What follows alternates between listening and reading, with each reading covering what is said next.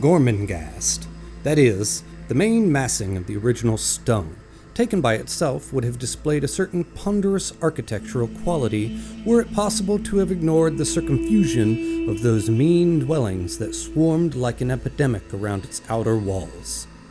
They sprawled over the sloping earth, each one halfway over its neighbor, until held back by the castle ramparts, the innermost of these hovelled laid hold on the great walls, clamping themselves thereto like limpets to rock. And most enormous of all, the shadow of the Tower of Flints.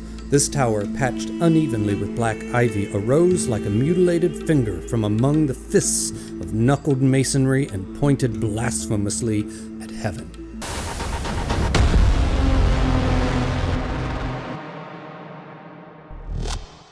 As I've said before on the channel here, out of all the genres that I read, fantasy is probably the one that I read the least of. And I've been actually trying to correct that this year. Like, I've been adding a lot of fantasy into my TBR.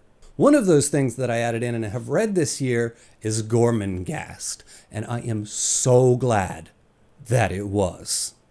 Now, according to the limited research that I did on this book before and as I was reading it, is that apparently Mervyn Peake is one of the two godfathers of modern fantasy, the other being J.R.R. Tolkien. Now, having said that and having read it, I cannot actually speak to how much influence it has or has not had on the genre as a whole. Like I said, I don't have a ton of experience in the genre of fantasy, but I can say that I now fully understand why this book sits atop so many top 100 lists of the greatest books or the greatest fantasy books ever written, and why so many people hail it as a masterpiece.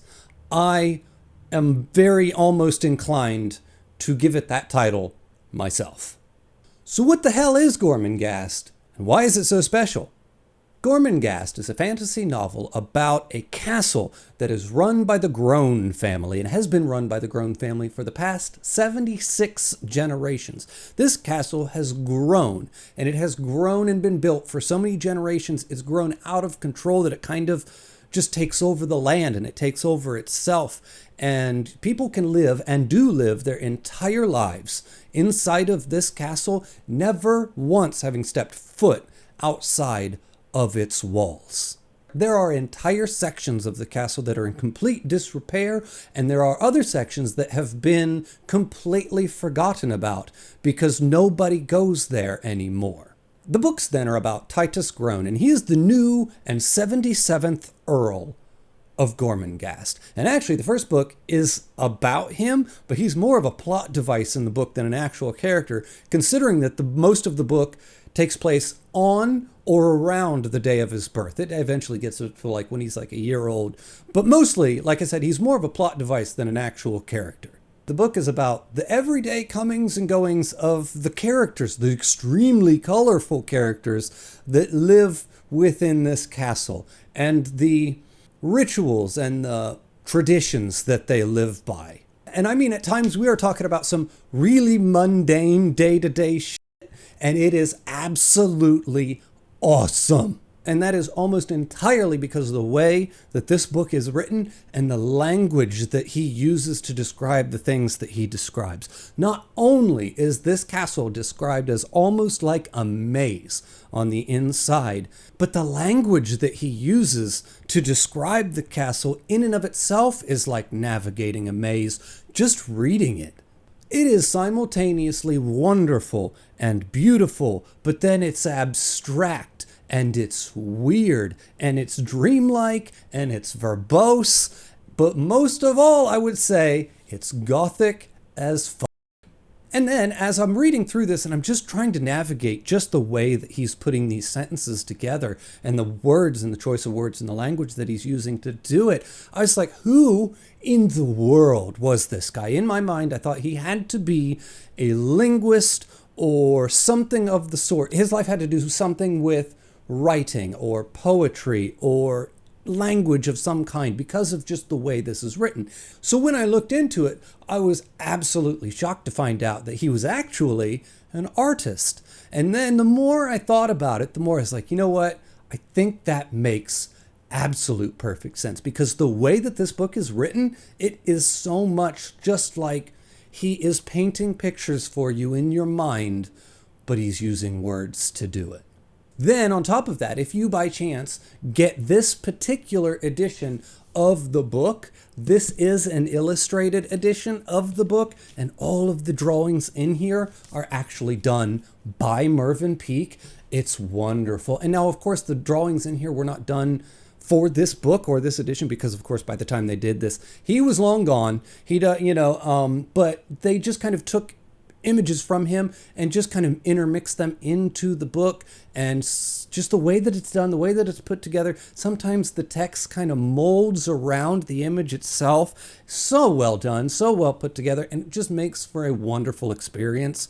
I can't recommend it enough, and it's really just like the mass market edition that you'll get at a Barnes and Noble. Anyway, if that sounds like something you'd like, read it. You will love it. And if it doesn't sound like something that you would like, read it anyway, because this is an experience that I promise you will not forget. Now, without getting into any spoilers, what are these books even about? Well, the first book is about the birth of the new Earl and what happens around him as he's born. The second book follows him as he ages from about the age of 7, I think, up until he's a teenager.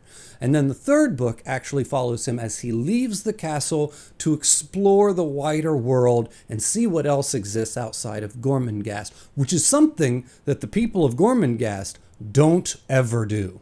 But really, at the heart of it, the first 2 books are mostly about tradition. These people in this castle are just ruled by their ceremonies and their traditions. They live by them. Their actions are almost pre-planned as they go throughout their daily life.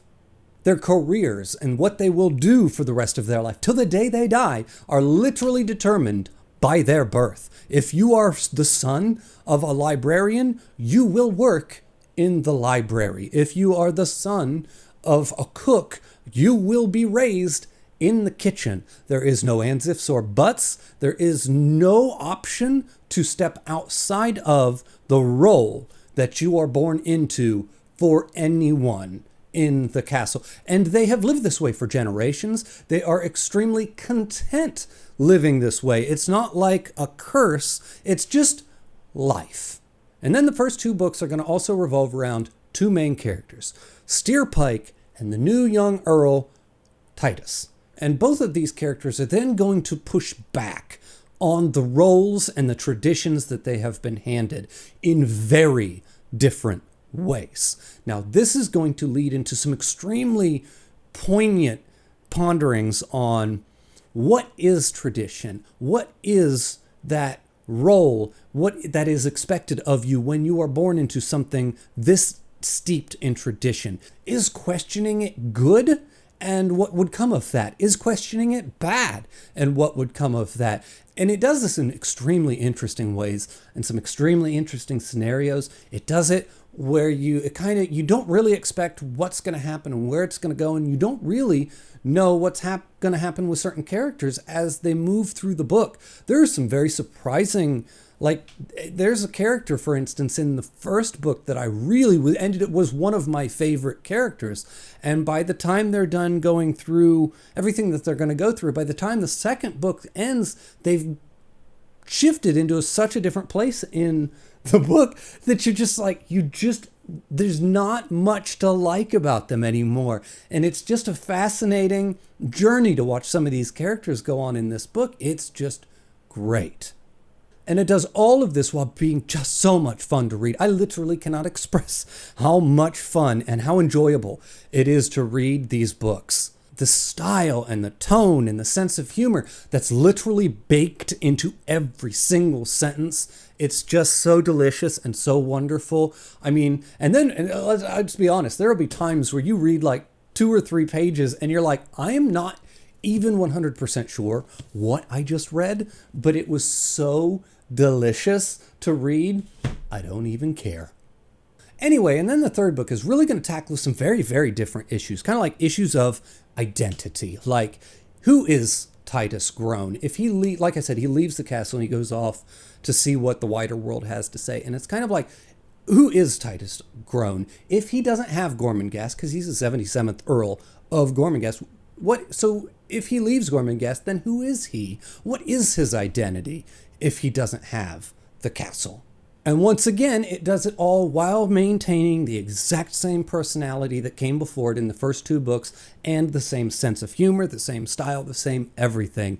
And let's just say, the place that he ends up after leaving Gormenghast is just as interesting and just as fascinating as the castle was. So I highly recommend diving into the world of Gormenghast, where people compete every year to carve a statue of wood, and the queen walks around in a swarm of white cats at her feet, and characters randomly burst into poetry at the drop of a hat for seemingly absolutely no reason. I would say it's absolutely wonderful. I would say that it absolutely deserves a 9.5, and if you have not read this, do yourself a favor and go read it. As always, everybody, the link for my Patreon is in the description below. The link for my Discord's in the description below. Thank you for watching, and I'll see you next time.